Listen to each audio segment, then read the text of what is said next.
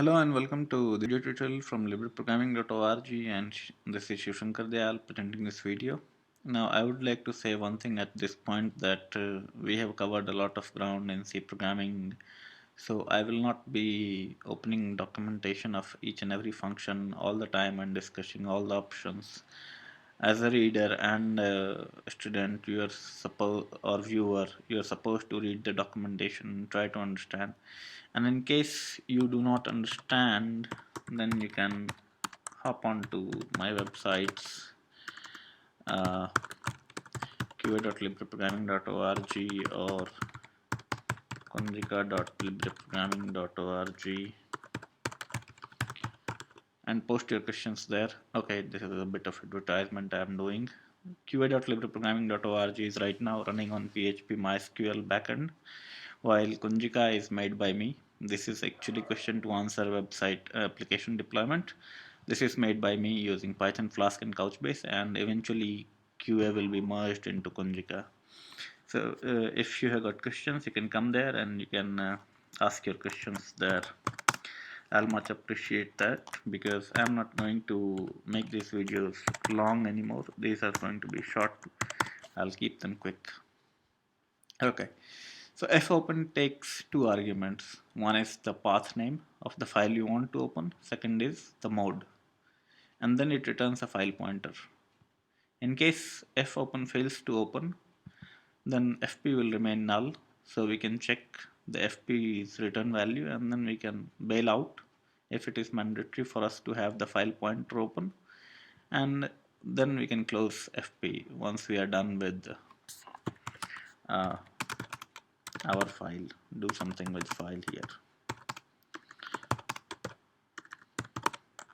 Now, first thing which is most important is, as we pair malloc or calloc or realloc with free, you should pair fopen with fclose. Mandatory. Mandatory why? Because every call to fopen causes the operating system to open a file, and that means one file descriptor will be occupied. A file descriptor is an integer associated with a particular file, and there is a limit in every operating system that how many files can be simultaneously open. For example, on many Linux distributions, GNU Linux distributions, this limit is 1024.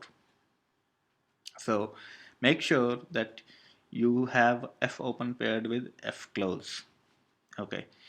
Now, in certain cases, when the file lock is mandatory at operating system level, and if you open some file but you don't close it, then what will happen that for the duration of the program while it is running, you will not be able to change that file, even though that file is not being really used by your program. You will not be even able to delete it. Okay. So this is easy to understand. Let's talk about this portion. So this portion is best described here. This is section 31.5.3 on my book in C programming with C99. Note that this is being rewritten. So this is our fopen. It returns a file pointer. This is the path, and this is your mode. So R will open file for reading, W will truncate to zero length or create text file for writing if it does not exist. If it exists, then it will truncate it to 0. A will be append, that is if it exists. Open or create text file for writing at end of file if it does not. Open if it exists, create if it does not exist. RB will be for binary reading, W will be for binary, so B for binary, and R plus will be update, reading and writing. W plus will be truncate to zero length or create text file for update. So R plus will be basically reading and writing. So then we have A plus. A plus will be append, open or create text file for update, writing at end of file. R plus B is RB plus. W plus B is WB plus. This there should have been space. A plus B is AB plus. So these are for binary. Same. So it's pretty easy to understand. You can read the discussion a bit more here. And so with this, we come to end of our tutorial, and in our next video, I'll show you more functions. Let's see what those are going to be, okay, so fopen, fclose we have seen.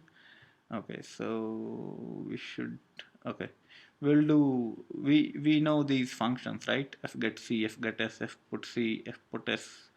So these functions which are associated with the files, we'll use those to modify a file, and we'll see how these four functions work.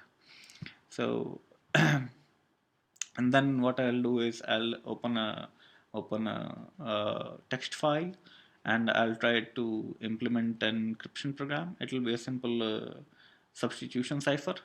Okay, so I'll explain what a substitution cipher is, and then we'll encrypt that program, and then we will also decrypt the program, and maybe possibly I'll show you a rotational substitution cipher, and then we will proceed after that. Thanks for watching the video.